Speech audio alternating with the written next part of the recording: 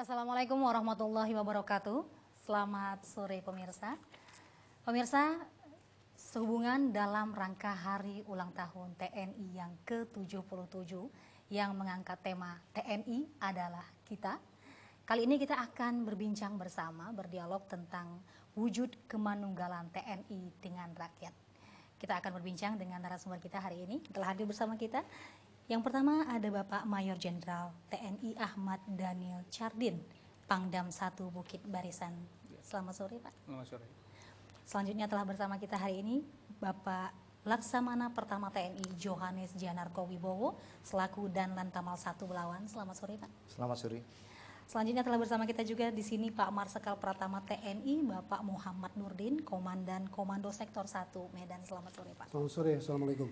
Waalaikumsalam warahmatullahi wabarakatuh. Pemirsa, bagi Anda yang ingin bergabung bersama kami nantinya bisa menghubungi di 061 414 6353 untuk bisa berbincang langsung dengan Bapak-bapak TNI kita hari ini di studio. Saya ke Pak Daniel Chardin selaku Pangdam, mungkin dengan saya buka tadi wujud kemanunggalan TNI dengan rakyat ini sebenarnya maksudnya bagaimana, Pak? Terima kasih. Ini pertanyaannya langsung ke ujung. Kemanunggalan TNI rakyat. Saya ingin bercerita dari awalnya. Ya. Jadi dalam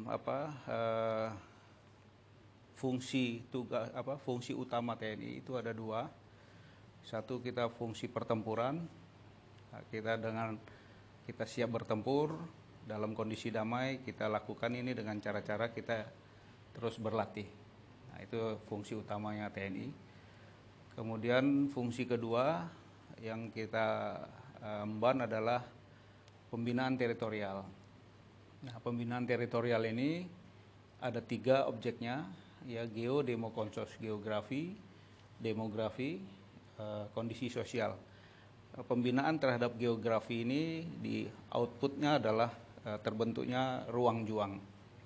Jadi ada ruang, nanti di situ ada tata ruang, RT RW dan lain-lainnya. Ini yang kita harapkan dari pembinaan geografi. Kemudian pembinaan demografi, outputnya adalah terbentuknya alat juang. Jadi rakyat, komponen cadangan, komponen pendukung, semua potensi nasional itu bisa menjadi alat juang bersama TNI. Nah, yang ketiga ini pembinaan kondisi sosial. Ipolek, Sosbud, Hankam itu dibina untuk mendapatkan kondisi juang. Jadi kalau kita bilang output dari pembinaan teritorialnya adalah rak juang, ruang, alat, dan kondisi juang. Dari ketiganya ini outcome-nya adalah tadi kemanunggalan TNI dengan rakyat. Jadi yang ditanyakan ini tadi ujungnya nih, kemanunggalan TNI dan rakyat.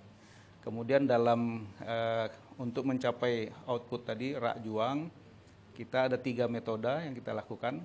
Metodenya adalah pembinaan ketahanan wilayah, kemudian pembinaan komunikasi sosial, kemudian baru yang ketiga bakti TNI.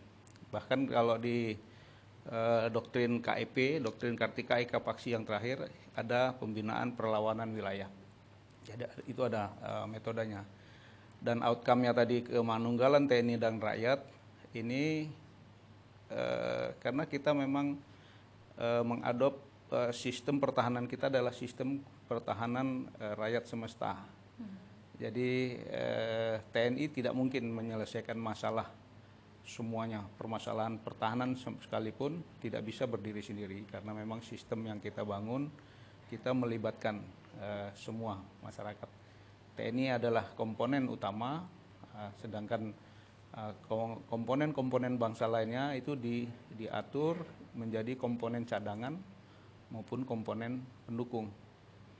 Nah, antara komponen utama, komponen cadangan, dan komponen pendukung ini harus mempunyai satu persepsi yang sama. Nah, itulah yang kita bangun sedini mungkin untuk menjadi yang kita katakan tadi kemanunggalan TNI dengan rakyat.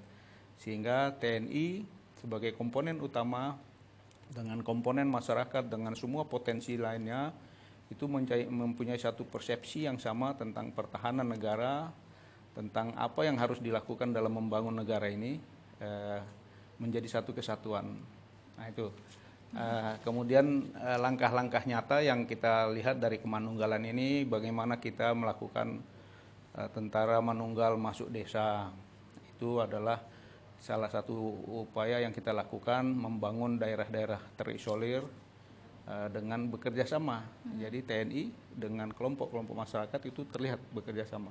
Jadi itulah bentuk kemanunggalan yang diharapkan antara TNI dengan rakyat, Ya. begitu. Kemudian banyak hal yang lain ya, kita dalam menghadapi pandemi kemarin ya, pandemi Covid, TNI menjadi pendukung di sini, yang menjadi leading sektornya tentunya dari kesehatan.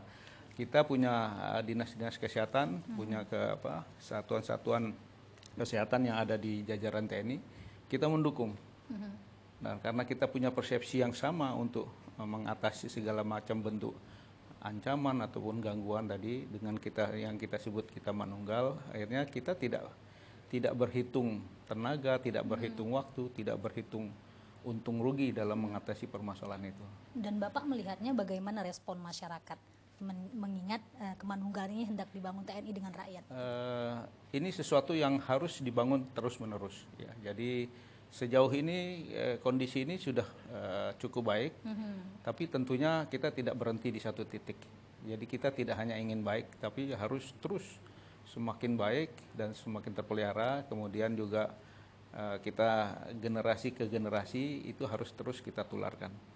Jadi kalau ditanyakan bagaimana kondisi kini, kita katakan ya baik, tapi kita tidak hanya ingin berhenti di situ, dan ini harus terus-menerus dilakukan. Dan pembinaan teritorial itu harus dilakukan sedini mungkin untuk mempersiapkan semua potensi nasional menjadi kekuatan nasional. Baik, saya ke Pak Johannes kalau begitu nih. Tadi pembinaan teritorial ini sangat penting begitu ya Pak. Saat ini sampai hari ulang tahun di ke-77 ini, bagaimana upaya TNI dalam menjaga atau membina teritorial kita, Pak? Terima kasih. Tadi sudah dijelaskan dari Bapak Pangdam tadi. Kita kalau kembali ke Undang-Undang Pertahanan, tentunya tentang pertahanan negara itu tidak hanya TNI saja, karena di situ rakyat semesta ya semuanya. Tadi jelaskan juga bahwa ujungnya di kemanunggalan TNI dengan rakyat tadi. Untuk membina potensi kami yang di Angkatan Laut memang agak sedikit beda dengan teman-teman dari Angkatan Darat maupun Angkatan Udara. Yang membedakan adalah kita di wilayahnya saja. Karena kalau kami tentunya pembinaan potensi maritim itu terkait dengan tentunya ada komponen utama di alat pertanian di Angkatan Laut adalah Angkatan Laut untuk pertempuran laut. Sedangkan untuk Komcat dan Komduknya itu adalah dari instansi maritim yang ada terkait dengan injasmennya seperti apa, pelayarnya seperti apa. Nah ini orang-orang ini yang kita siapkan nanti untuk sebagai Komcat. Sementara untuk apabila mereka nanti kondisi yang betul-betul dibutuhkan, itu akan dari mereka-mereka yang diambil. Belum lagi terkait dengan pesisir-pesisir pantai, itu yang kita kerjakan dalam pembinaan potensi maritim baik untuk para nelayan dan sebagainya itu harus kita bina. Betul yang katakan Bapak Pangdam bahwa pembinaan teritorial itu tidak hanya berhenti sampai dengan adanya sekarang, secara terus-menerus untuk mencapai kondisi rak juang itu. Betulnya esensinya sama, memang mungkin hanya di medan tugas yang berbeda. Mungkin itu Mbak yang perlu saya sampaikan. Bapak melihatnya saat ini sudah semakin lebih baik dari yang sebelum-sebelumnya dalam pembinaan teritorial kita? Kalau saya lihat sekarang lebih baik. Karena saya lihat di teman-teman di Angkatan Darat yang tempatnya banyak di darat ini kan ada ada Babinsa. Dan kami sudah ke arah sana dengan adanya Babin Potmar. Dan ini yang kita garap ya yang di pesisir-pesisir itu. Sama tujuannya dengan yang sama. Ini sudah lebih bagus dengan adanya itu. Memang kita ngomong masalah Babinsa hampir tiap desa ada, tapi kalau Babin Potmar tidak semua. Satu, keterbatasan personil, kedua juga area yang kami ini kebetulan kalau di Lantamal 1 ini terlalu luas memang. Kami ada 3 provinsi, dari Aceh, Sumatera Utara, dan Riau. Memang sangat perlu. Karena Babin Potmar kami ini di samping untuk pembinaan potensi maritim sendiri, posal-posal yang membawai Babin Potmar itu adalah kepanjangan mata dan telinga kami di satuan tempur yang ada di KRI. Ya kita bina terus-menerus. Apabila kita tidak dapat informasi, saya yakin kalau kita bina terus-menerus, rakyat akan membantu itu memberikan informasi sekecil apapun. Itu harapan wujud kita. kemanunggalan tadi ya Pak? Nah itulah ujungnya tadi sebetulnya ke manunggalan itu. Sesuai dengan Undang-Undang Pertahanan kita memang. Kita tidak bisa komponen utama itu sendirian. Yang sudah dijelaskan dari Pak Pangdam tadi. Mungkin itu, Mbak. Baik, saya ke Pak Muhammad Nurdin nih. Tadi kalau dari Angkatan Laut juga sudah menceritakan bagaimana teritori dibina, dijaga begitu. Nah, kalau dari sektor pertahanan udara sendiri, Pak, bagaimana bisa dijelaskan bagaimana operasi yang dilakukan oleh Kosek 1 Medan? Baik, terima kasih. Angkatan Udara sesuai dengan Undang-Undang TNI, salah satu tugas pokoknya adalah menjaga kedaulatan udara di wilayah yurisdiksi nasional. Berbicara tentang berdaulat, maka harus ada kekuatan yang bisa mengendalikan setiap wahana yang menggunakan wahana udara. Nah, ini juga tentu membutuhkan strategi yang salah satunya pengejawantahannya adalah pertahanan udara. Seperti yang kita ketahui bersama bahwa penggunaan wahana udara akhir-akhir ini semakin menjadi tren, baik itu dalam perspektif ancaman maupun dalam perspektif untuk kegiatan-kegiatan yang lain. Dalam perspektif ancaman, di mana tugas TNI berhadapan dengan ancaman terutama dari luar, maka pertahanan udara menjadi salah satu ornamen yang penting untuk dilaksanakan. Nah, Komando Sektor 1 Medan sebagai salah satu bagian, salah satu sektor dari 4 sektor pertahanan udara nasional, ini juga mempunyai tugas dan tanggung jawab untuk menjamin kedaulatan dan termasuk kemungkinan ancaman di wilayah udara yang menjadi tanggung jawabnya. Sehingga mengingat pola ancaman yang begitu dinamis, maka operasi pertahanan udara itu dilaksanakan 24 jam dalam satu hari, 7 hari dalam seminggu, 365 hari dalam setahun. Jadi non-stop? Non-stop. Karena memang ancaman bisa datang dari mana saja dan kapan saja. Apalagi penggunaan wahana udara ini mempunyai beberapa keunggulan dan karakteristik yang tidak dimiliki oleh matra yang lain. Antara lain kecepatan, kemudian kemampuan untuk mencapai semua titik di permukaan bumi. Sehingga TNI Angkatan Udara dengan salah satu tugasnya tersebut, kami melaksanakan operasi pertahanan udara selama sepanjang tahun. Memang secara fisik tidak terlihat, seperti hanya kita lihat ke langit, seperti tidak ada apa-apa. Tapi untuk diketahui, untuk wilayah Sumatera Utara yang menjadi tanggung jawab kami, termasuk juga mulai dari Sabang sampai ke Palembang, ada 5 provinsi dan berbatasan dengan 2 negara, Singapura dan Malaysia. Berdasarkan data yang kami punya, rata-rata 1 bulan kurang lebih ada 30.000 pesawat yang berterbangan di atas. Memang tidak terlihat. Tidak disadari masyarakat? Tidak disadari oleh masyarakat, namun kami bekerja tidak untuk dilihat oleh masyarakat. Kami concern bahwa kami yakinkan semua pesawat yang terbang di atas tidak merupakan ancaman bagi negara. Sehingga itu yang kami kerjakan, khususnya Kosek 1, concern terhadap pertahanan udara di wilayah tanggung jawabnya. Namun dalam pelaksanaannya tentu saja kami juga bekerja sama. Ada beberapa unsur lain selain TNI Angkatan Udara. Angkatan Darat juga ada di Arhanud, kemudian KRI juga dipersenjatai dengan beberapa radar yang berkemampuan pertahanan udara, termasuk juga radar sipil yang ada di bandara.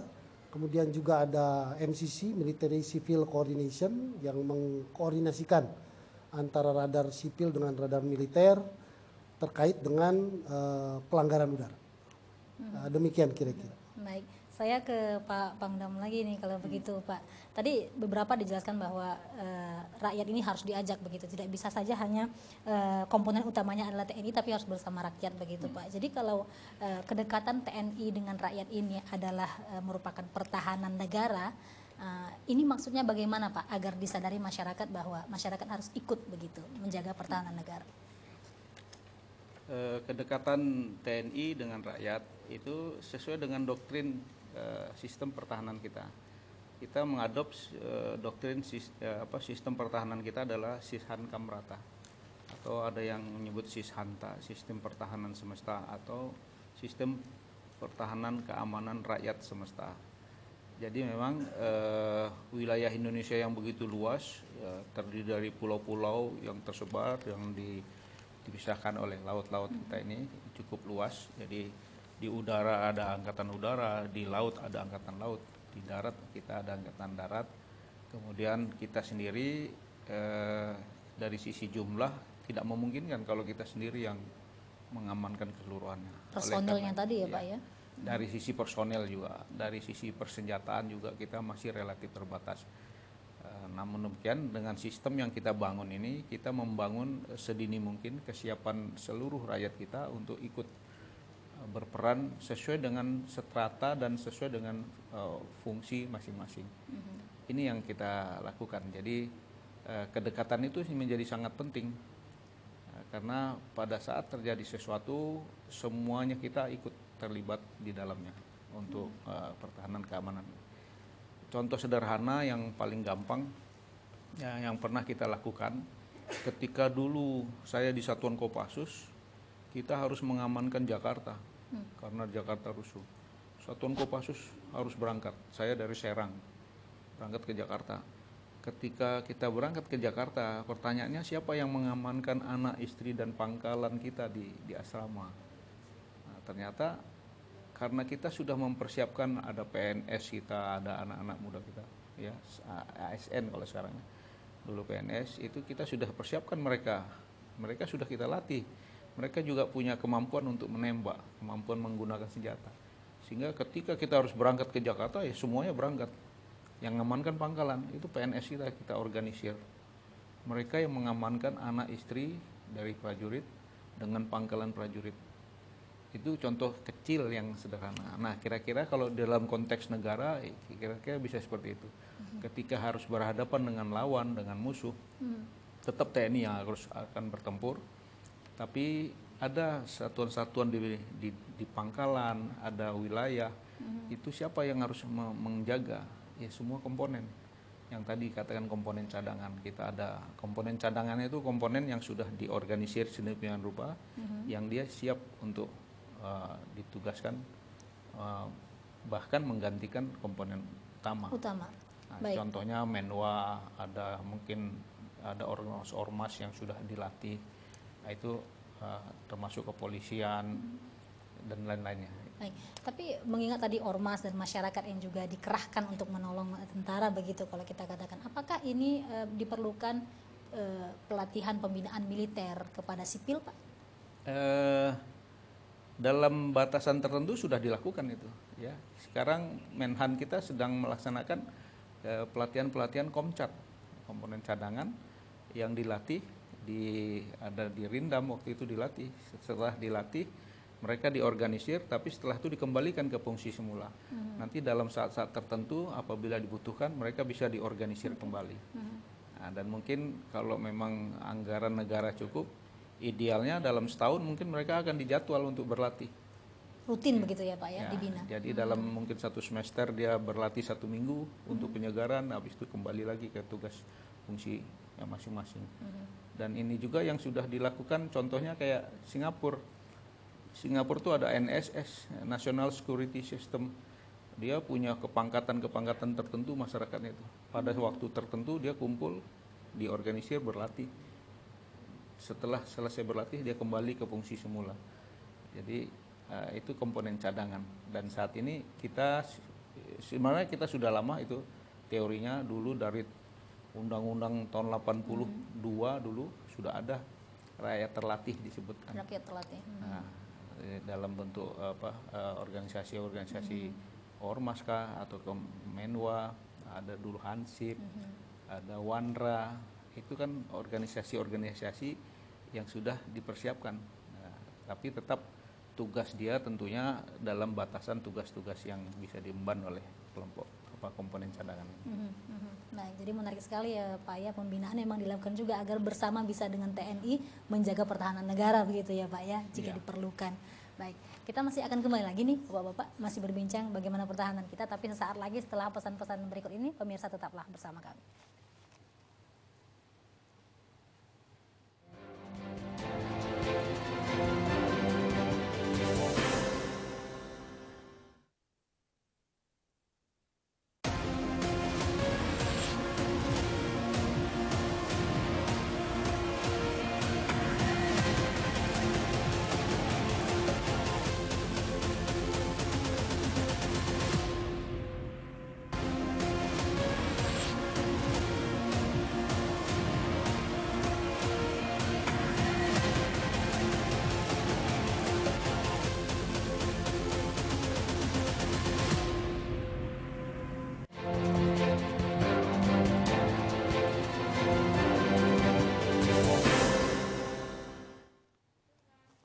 Baik, terima kasih Anda masih bersama kami. Pemirsa, hari ini kita masih berbicara tentang bagaimana wujud kemanunggalan TNI dengan rakyat.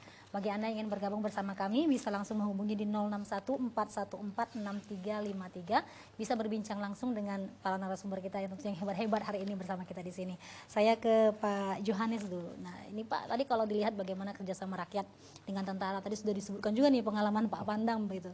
Nah, kalau dari Angkatan Laut sendiri Pak, bagaimana kerjasamanya dengan rakyat dalam kalau kita katakan menjaga mangrove kita dan lain sebagainya Pak?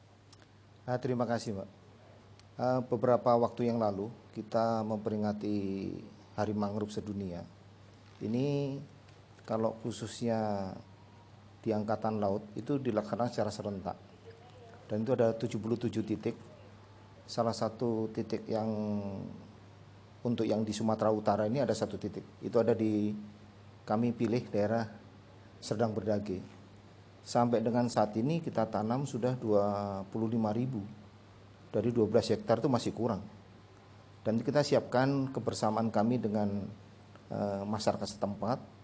Kita membuat benih mangrove tersebut sebelum ditanam. Jadi kita tidak beli, kita siapkan sendiri. Kami sendiri di satuan kami juga ada tempat untuk pembenihan itu. Karena itu kami punya asisten potensi maritim dan Kadispotmar itu bekerja sama dengan teman-teman, dengan masyarakat untuk menyiapkan itu. Dan mangrove ini sebetulnya kalau dalam, mudah-mudahan benar, tidak salah. Kalau salah tolong dikoreksi. Jadi mangrove sendiri ini kalau dia hidup, memang dia di air laut ini dia sebagai tempat hidupnya benih-benih, baik ikan dan sebagainya, karena banyak plankton di situ. Dan itulah makan-makan ikan yang masih kecil-kecil. Di samping yang lain mungkin kepiting dan sebagainya. Dan mangrove ini juga untuk menghasilkan O2 juga tinggi. Dan itu kita harus kita jaga.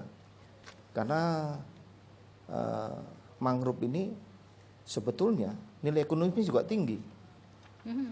Buahnya juga bisa diproduksi. Sudah ada beberapa tempat yang memproduksi hasil mangrove.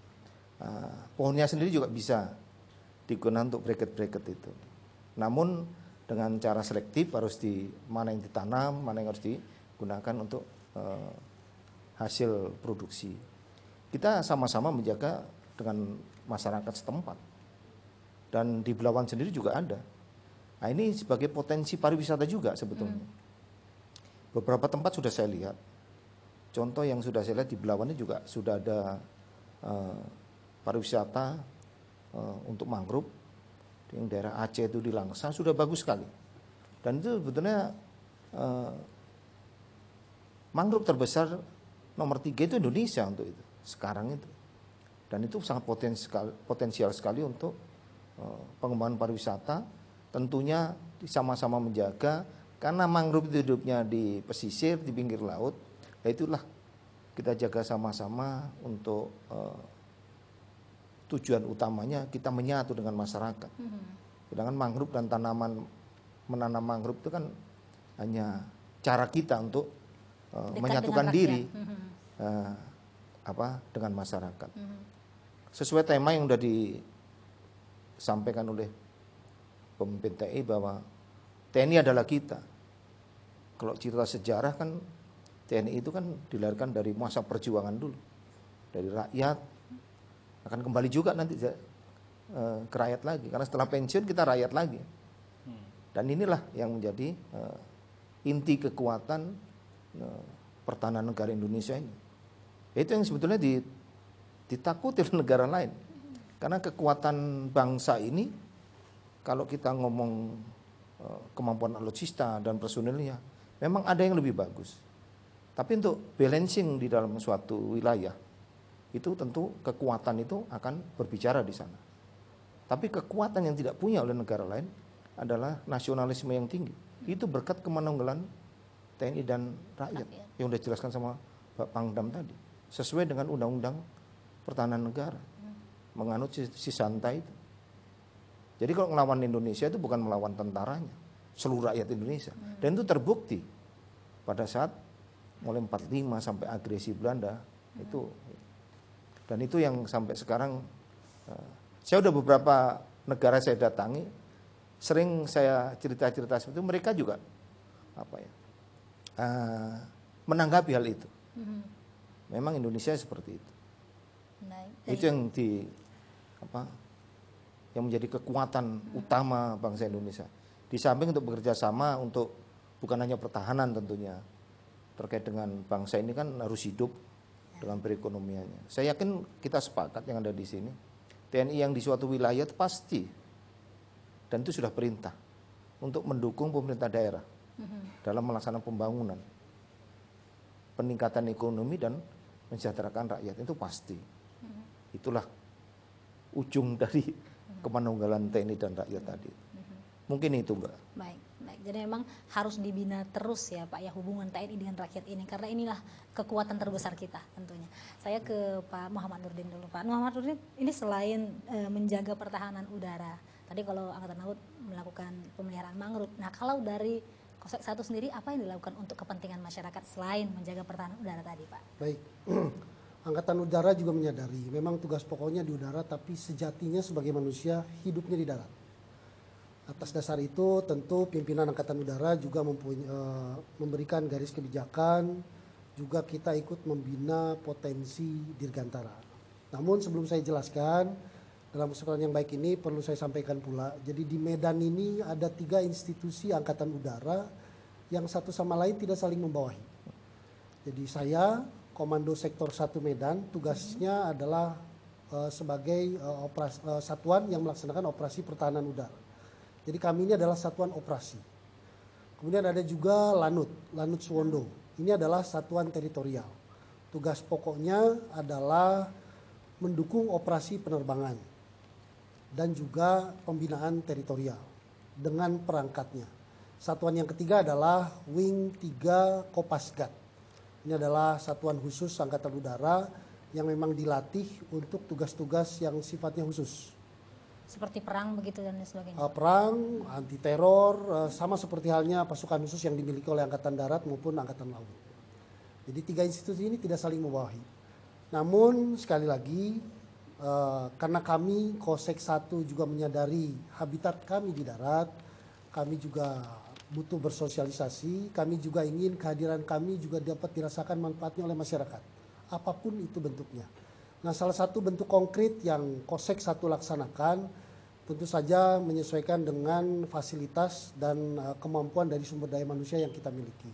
Sehingga media kemanunggalan kami dengan rakyat, tentu saja kami juga tidak bisa tutup mata, tutup telinga ketika masyarakat di sekitar mengalami musibah, seperti yang tadi sudah disinggung oleh Panglima menghadapi COVID. Kami juga turut berpartisipasi dalam upaya percepatan penanggulangan COVID, baik itu dalam bentuk vaksin, tenaga kesehatan maupun bantuan sosial lainnya. Namun sedikit menyinggung dengan pembinaan potensi dirgantara, sebetulnya ini adalah ranahnya Lanut. Namun menjadi pemahaman bagi seluruh insan dirgantara, mengingat penggunaan wahana udara atau media udara digunakan semakin banyak saat ini, terutama baik yang sifatnya besar terlihat seperti pesawat maupun yang kecil dan sulit dilihat seperti halnya drone. Drone ya. Nah, ini menjadi concern pimpinan Angkatan Udara untuk juga bisa melibatkan lebih banyak masyarakat untuk menjadi bagian daripada kami untuk melaporkan paling tidak ketika terjadi atau melihat hal-hal yang sifatnya di luar dari kebiasaan. Jadi mencurigakan begitu ya Pak? Mencurigakan, baik mencurigakan ataupun bisa juga berpotensi untuk menyebabkan kecelakaan. Penggunaan balon udara yang tidak diatur. Ada beberapa tradisi di Jawa menggunakan balon udara yang mungkin pemahaman masyarakat sederhana, hanya sebuah plastik tipis diisi udara kemudian terbang ke atas, selesai. Padahal dalam perspektif keamanan penerbangan itu bisa mengakibatkan engine mati. Bisa dibayangkan karena hal kecil yang mungkin edukasinya belum cukup justru bisa membahayakan ratusan nyawa apabila waktunya tidak tepat. Baik, nah berarti perlu ada edukasi tersendiri Pak kepada masyarakat untuk Betul. penggunaan teritorial di udara. Iya, nah itulah yang dilaksanakan oleh salah satunya dilaksanakan oleh Bintara Pembina Potensi Dirgantara.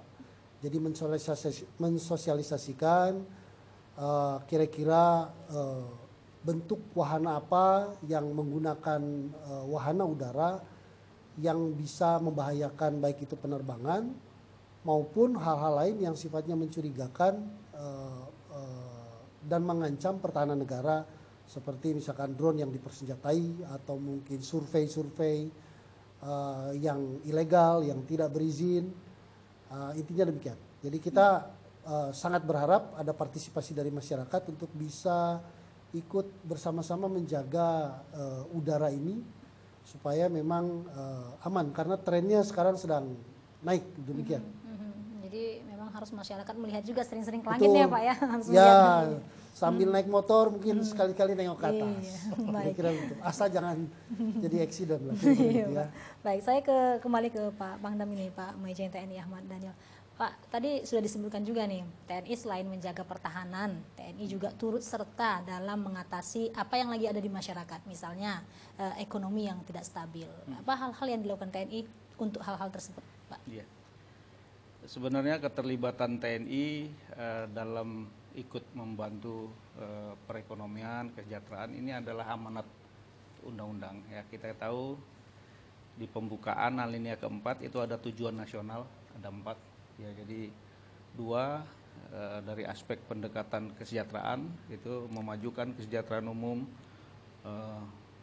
mencerdaskan kehidupan bangsa.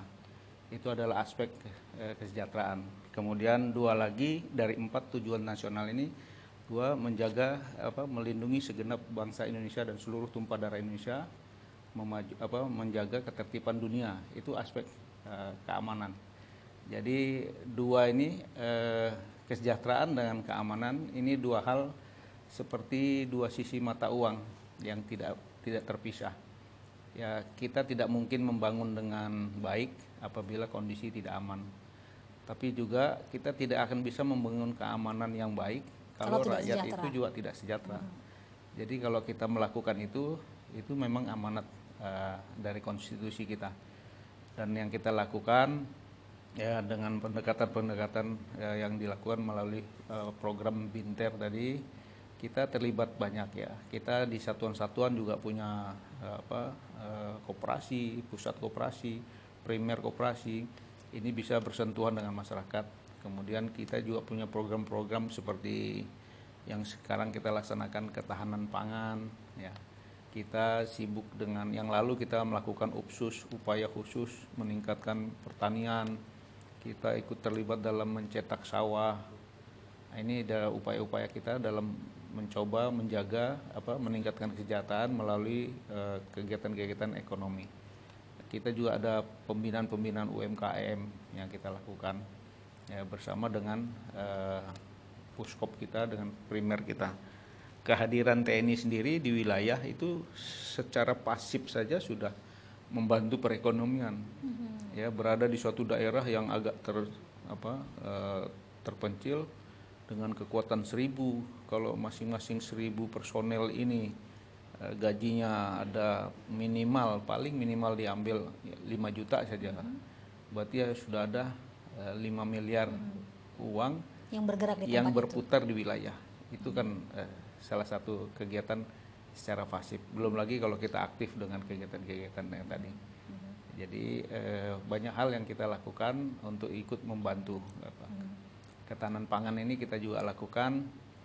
Kita mengorganisir kelompok-kelompok tani ya, untuk menjadi satu kekuatan, diorganisir oleh kepala desa bersama Babinsa, Babin Kamtipmas. Kalau yang dekat dengan pangkalan-pangkalan udara itu ada Babin Poddirga, dekat dengan daerah laut itu ada Babin Potmar, itu lakukan.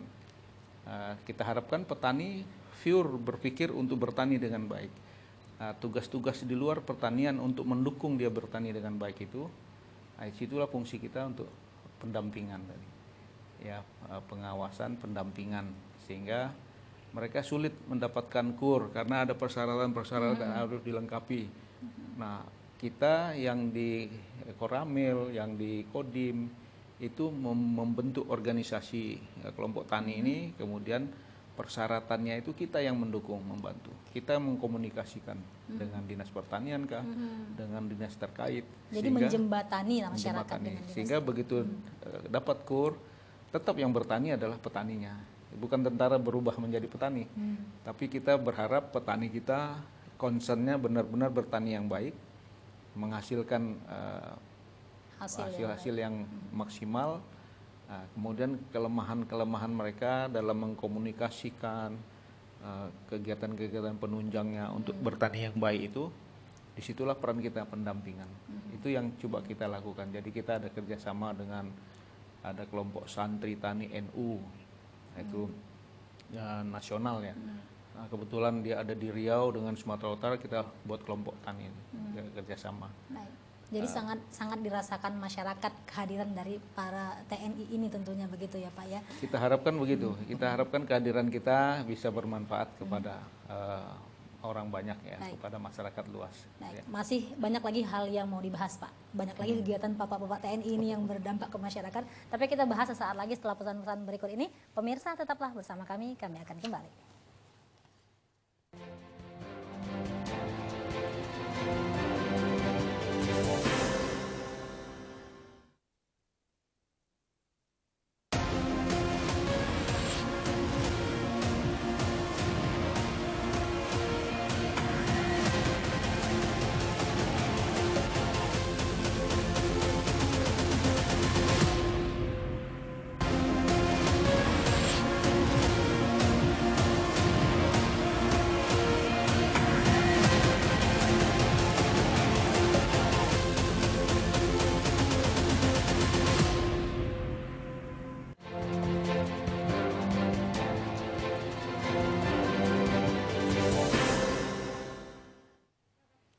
Pemirsa, terima kasih Anda masih bersama kami. Kita masih bersama dengan para narasumber kita hari ini dalam rangka hari ulang tahun TNI yang ke-77. TNI adalah kita. Saya ke Pak Johannes. Pak Johannes, tadi kalau TNI ini memang sangat dekat dengan rakyat dan up to date terhadap masalah yang ada begitu. Kalau kita katakan daerah pesisir ini kan relatif rentan dengan penyakit dan lain sebagainya. Ada tidak upaya-upaya TNI dari bidang kesehatan untuk membantu masyarakat, Pak? Terima kasih. Sebetulnya kegiatan-kegiatan di khususnya TNI Angkatan Laut, saya yakin juga teman-teman dari TNI Angkatan Darat maupun TNI Angkatan Udara itu yang menyentuh rakyat itu sangat banyak.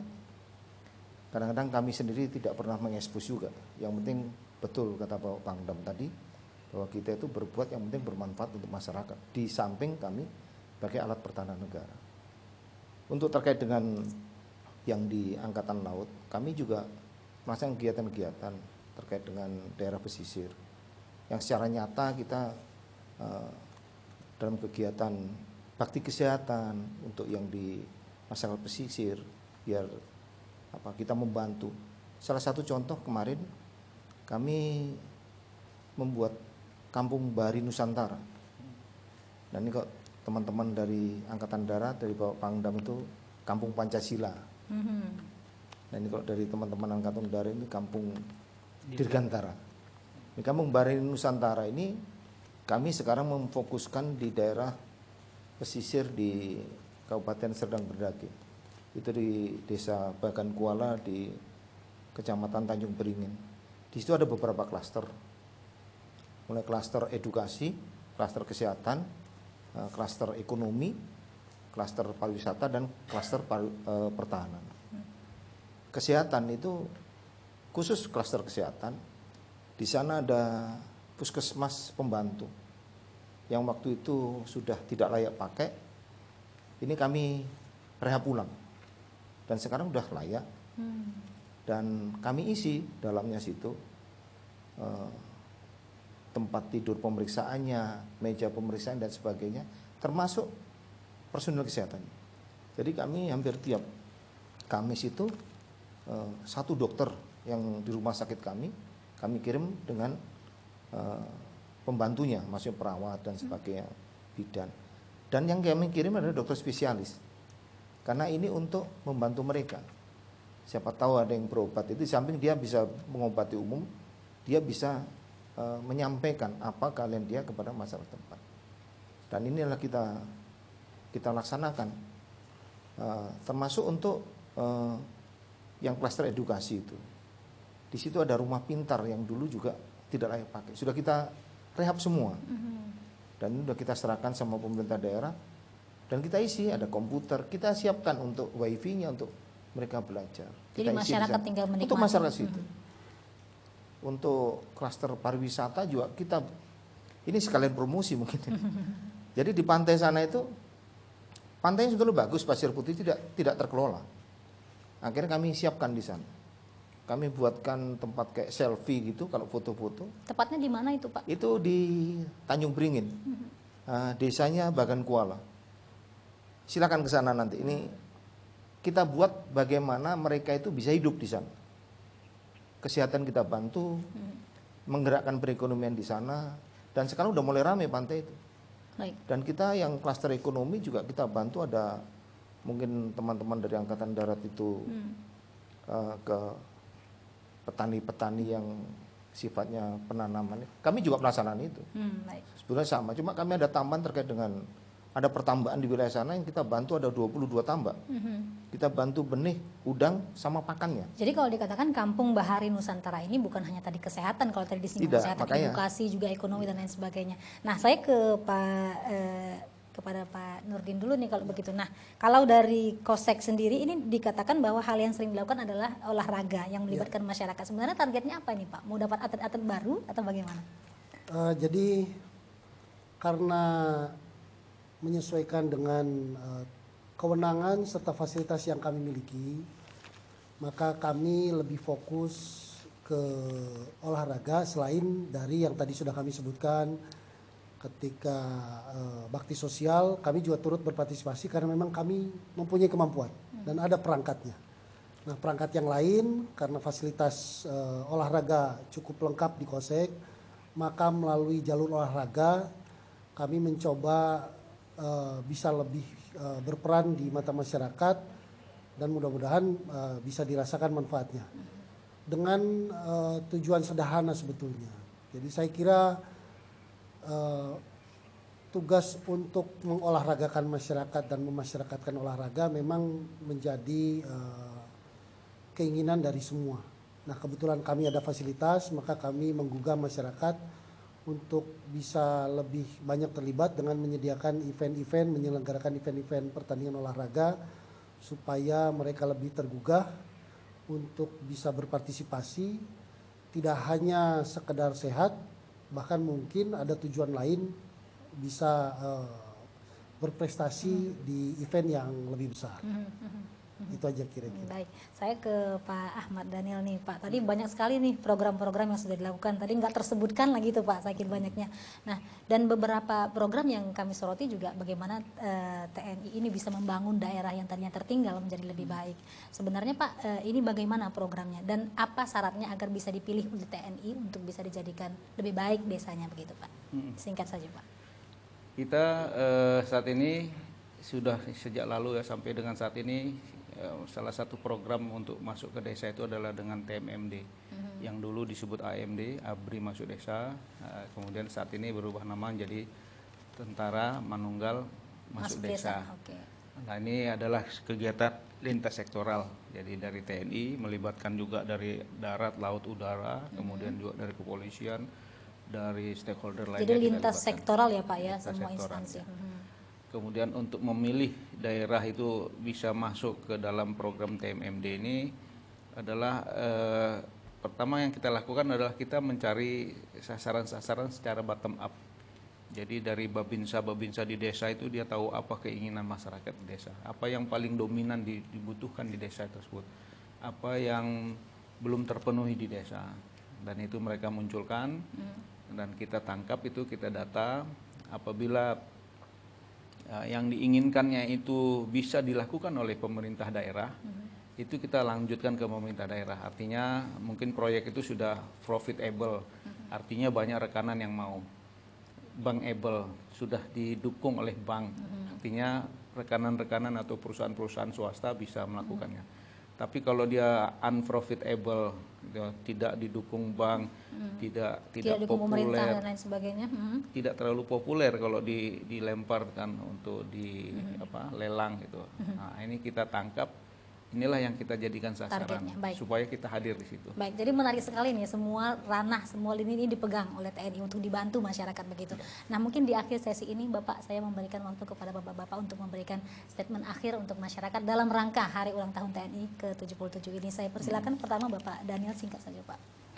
Sesuai dengan tema Hari Ulang Tahun TNI saat ini, TNI adalah kita. Jadi kita menyatakan di sini TNI adalah milik semua komponen masyarakat, semua komponen bangsa ini, dan TNI bagian dari komponen bangsa. Oleh karena itu kehadiran TNI di dalam kondisi damai ataupun suatu saat dalam kondisi perang ataupun konflik ini dapat dioptimalkan pemanfaatannya. Dalam kondisi damai ini ya kita melakukan dengan pendekatan-pendekatan pembinaan teritorial, pendekatan-pendekatan kesejahteraan, di samping tetap fungsi utama kita, fungsi pertempuran kita persiapkan dengan berlatih.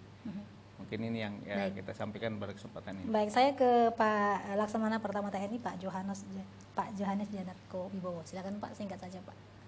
Dalam kesempatan yang baik ini, bahwa TNI, khususnya TNI Angkatan Laut, karena memang TNI Angkatan Laut bagian daripada TNI itu sendiri, kami menyadari bahwa kami ini dari rakyat. Tentunya akan kembali dari rakyat.